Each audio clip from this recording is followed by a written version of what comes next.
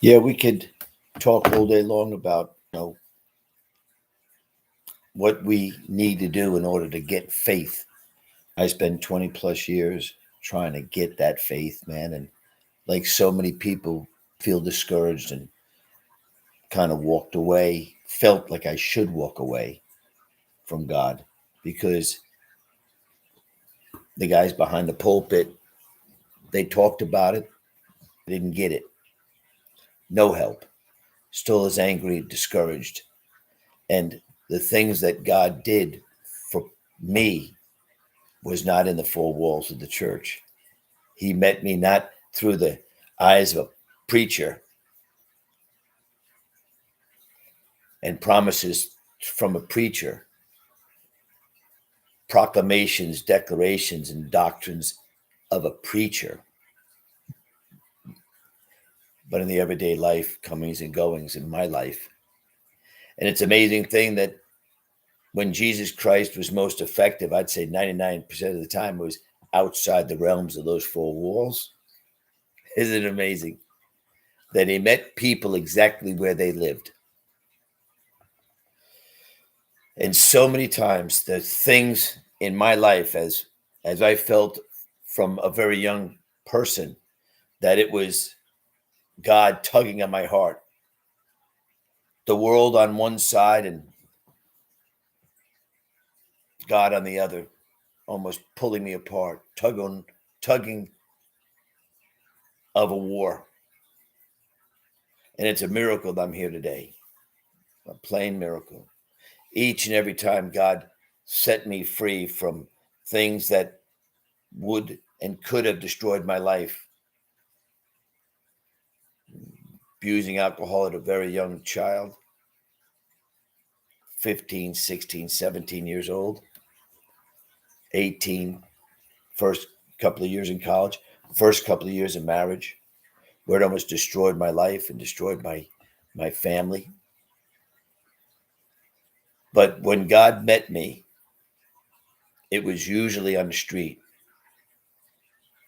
When I have the memories of the faith that I have and the things that God has blessed me with and the thoughts in my mind where he sustained me and kept me. At a very young age, after I got married, I said, God, I'll give this marriage to you because we both came from divorced households. I said, Lord, if you just keep us married, because I thought the worst thing I could do as a man is to get a divorce and leave my family, leave my children, and abandon them, which I don't think for any reason would be a good enough reason, right? And I did not want to do what was done to me. And so many times in that thought, the devil knows that's where I'm going to attack that person. And you could watch somebody who has the thoughts you have and the dealings that you have, maybe it's drugs and alcohol, your thought in their mind is, I'm not going to be like them. And the devil goes, I got that.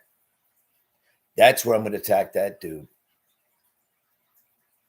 And somewhere in your mind, you can remember a thought or an idea that God girds you up and strengthens you against the attack of the devil. Because the devil's going to come exactly in that instance, in that arena where you say, man, you're going to judge another.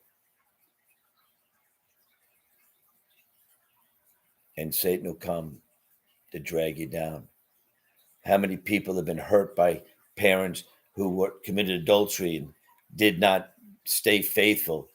And then they hate what was done to them, and they automatically do, by the temptation of the devil, what they hated in their parents, and they did it to their kids. And they try to justify it and they try to validate it, but they're guilty of it. So at 17, my father walked away. My mother kicked him out of the house. And I thought, is there something wrong with me? I was just going into college. And I thought, let me get not a philosophical idea, but I want to know, I don't know why statistically, I want to know because allegedly my father's dad did it. My mother's dad certainly did it. But statistically, I want to know how that influenced my father because he was cheating with his secretary. Allegedly, she ended up marrying when my mother kicked him out of the house. He ended up going back to that secretary he had while she was married, and she got divorced, and my father was with her. I won't say married, but he was with her. But I wanted to see statistically how that affected other people's lives. And I found 99% of the time when people have divorce, commit adultery, are unfaithful, 99% of the time, they have a parent who commits adultery. Whether it's the father, mother, doesn't matter. And I've done this since I was 17. I'm over 60 now. Well, this one guy I met on the job, and he told me a little bit about his life, how, he had a big family around him, Italian guy, and man, it was holidays, it was birthdays, it was baseball, and it was always around family. And it was like me, my upbringing. My birthdays, I was surrounded by cousins. Holidays, cousins. This guy experienced the same thing. Well, he was over 50, not married, and so I got to see what's going on here. So he would only date strippers, hookers, prostitutes, coming and going. I thought, man, this guy should be married, should have many kids because he was brought up in a family scenario. But he was very close to his father. Him and his father were like this at a very young age. He was like 5 or 6 when this tragedy happened. So he didn't say it right away because I asked him. I said, something influenced his life. I said, did your father ever cheat? No, not that I know of. Did they fight about this or something? No, nope. And I go back, just kidding around, kind of just trying to get, knock away the dirt and see, where the rubble is. And finally I said to him, I'm troubled because statistically something in his childhood affected his life and he refused to get married and have kids. So I said to him, did your father ever leave, walk out? He said, yeah. For 2 weeks, 3 weeks, he walked out, left us, abandoned us, and then came back. And I felt so sorry for this guy. The devil has so fractured his mind. And I said, that's easy, man, because now instead of you getting married and getting hurt for she walking away, you stay with all these prostitutes and whores and pole dancers and women of the night. So you can't have any bond with them. Therefore, you won't get hurt. Bang, 99%. That's what he was, a statistic. Probably he'd been the greatest husband and the most wonderful father and a great man if he had just focused that nothing in his life as a child should have affected his life as an adult, right? Because when I was a kid, I said to myself, I'll never get married. 15, 14, I'll never get married. I have 2 brothers. They let them get married, let them have kids. I'm Italian, got that name going, that name recognition going. Let them have the record deal with the name. Not too long after I fell in love that day with a 15-year-old girl, and in my heart I was 17. I thought, I'm going to marry her. Out of my control, marry her.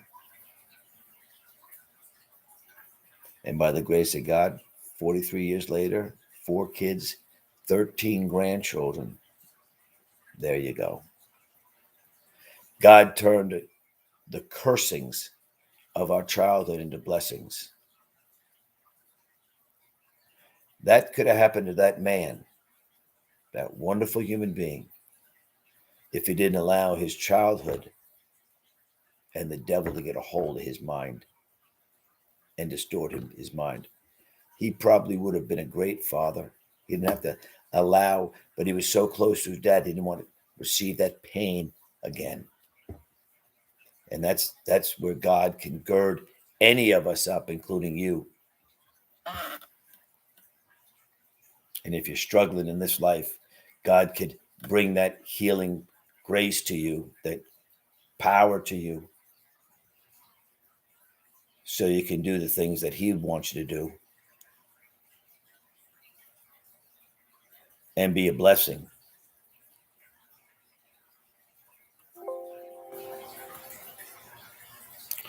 How can this guy throw up all that?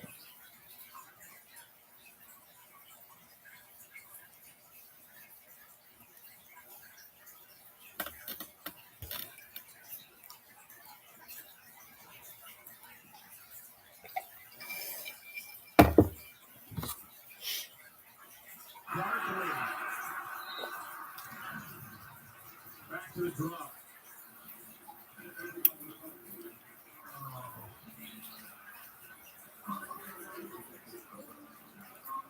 You can play this league a long time and not get an opportunity like that. Even on that last run on second down, Barkley, he kind of lost his footing, and he had a chance to get more than he got. Giants have already lost their touchdown to a penalty in this game, and now that.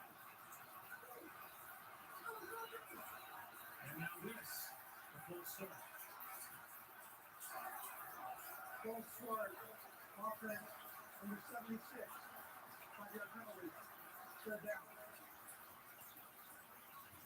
Joe Judge says, who's that on? It's on Nate Solder.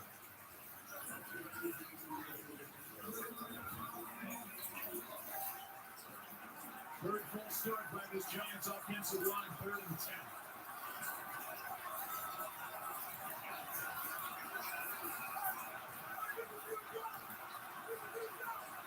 We have 3 guys back here guarding the first down. There's another movement. Now Thomas. Number 78, 5-yard penalty, third down. A cynical Giants fan is thinking, well, here's it happening again with the drop by Slayton, leading by 3. A sure touchdown on back-to-back full starts.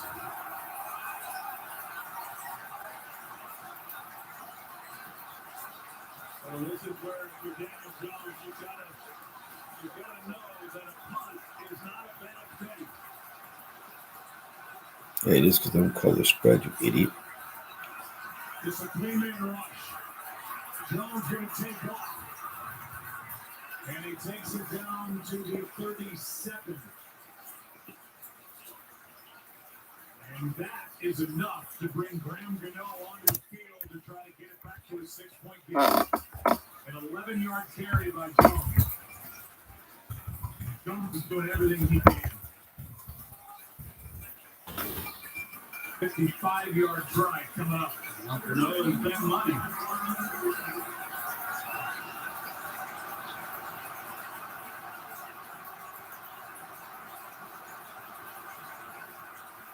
Sheesh. And has done it again.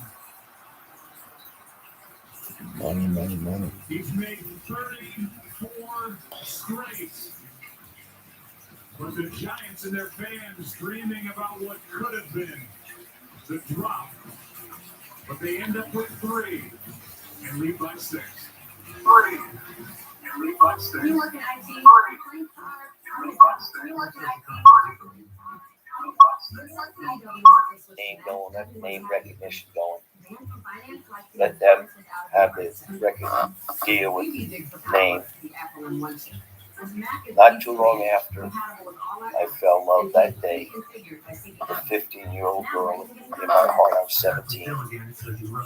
I thought, I'm going to marry her. Out of my control. With moderate to severe ulcerative colitis or Crohn's disease, your plans can change at any time. Your head wants to do one thing, but your gut says, not today. GI-focused Entyvio is made for this. Entyvio acts specifically in the GI tract to prevent an excess of white blood cells from entering and causing damaging inflammation. Entyvio has helped many patients achieve long-term relief and remission. It may help you too. Infusion and serious allergic reactions can happen during or after treatment. Entyvio may increase risk of infection, which can be serious. Although unlikely, a risk of PML, a rare, serious, potentially fatal brain infection, cannot be ruled out. Tell your doctor if you have an infection, experience frequent infections, or have flu-like symptoms or sores. Liver problems can occur with Entyvio. If other treatments haven't worked well enough, ask your doctor about Entyvio. If you're experiencing financial hardship during these trying times, Takeda may be able to help. Tasha, did you know Geico can save you hundreds on car insurance and a whole lot more? So what are you waiting for? Hip Hop Group Tag Team to help you plan dessert?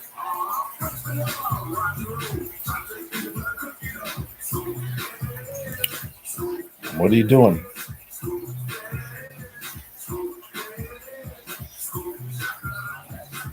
Nothing changes with you two.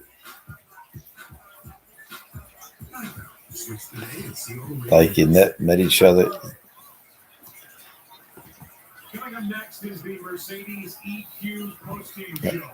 I'll have plenty to talk about. All right.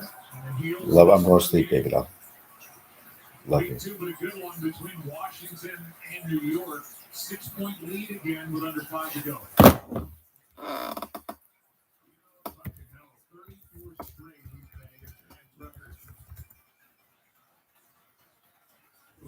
You got a kicker like that that's that dependable, and you're tempted to, if you don't believe in that guy, then you're tempted to get going for it.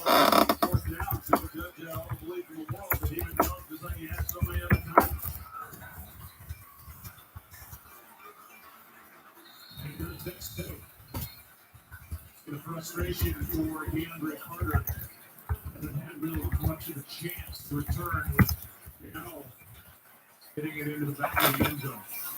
The whole time in the world for Taylor Heinicke. He's got just under 5 minutes and all 3 timeouts. The whole playbook is there. They can run the ball if that's what they want to do.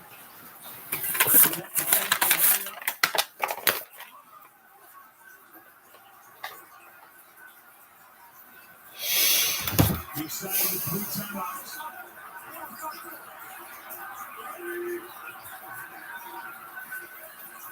Phillips taking out, throw it from his Kissick down the sideline. McKissick out of bounds.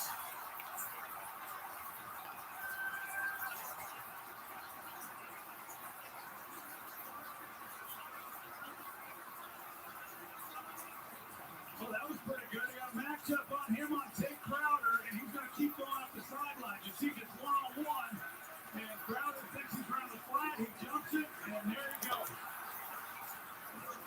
Taylor Heinicke gives him just enough to get him to fight, and then he puts the ball perfectly on him. That's what we're talking about Danny McKissick, some of the things that they like about him. That's the matchup that they can take advantage of, and they did.